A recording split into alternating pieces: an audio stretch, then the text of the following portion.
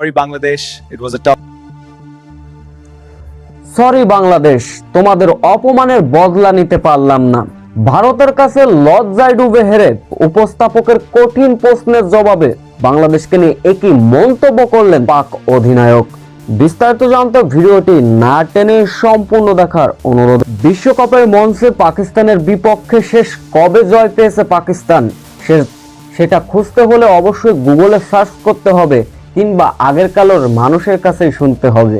ঠিক এমনটাই বিশ্বকাপের মঞ্চে একপাশে ম্যাচ হচ্ছে এখন ভারত পাকিস্তানের। বিশ্বকাপে বাংলাদেশ খেলেনি তাই ম্যাচ বয়কট করতে চেয়েছিল পাকিস্তান।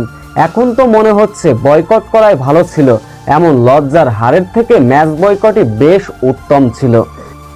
বিশ্বকাপের মঞ্চে মুখোমুখি দুই চিরপ্রতিদ্বন্দ্বী ভারত পাকিস্তান। শুরুতে অবশ্য ব্যাটিং করতে নেমেছিল ভারত। শুরুতেই পাকিস্তানি বোলারদের উপর চোখ রাঙিয়েছিলেন ঈশান কিষান। তবে শেষ পর্যন্ত দলীয় রান ঈশান কিষানের ৭৭ রানের ইনিংসে ভর করে পাকিস্তানকে ১৭৬ রানের লক্ষ্যমাত্রা ছুড়ে দেয় ভারত। শুরুতে অবশ্য পাকিস্তানের ধস নামিয়ে দিয়েছিলেন বুমরা এবং হার্দিক পান্ডিয়া। এরপর অক্ষর প্যাটেল থেকে বরুণ চক্রবর্তীর বোলিং তোপের সামনেই দাঁড়াতেই পারল না পাকিস্তান। ২ ওভার বাকি থাকতেই ১১৪ রানে গুটিয়ে গিয়েছিল পাক বাহিনী।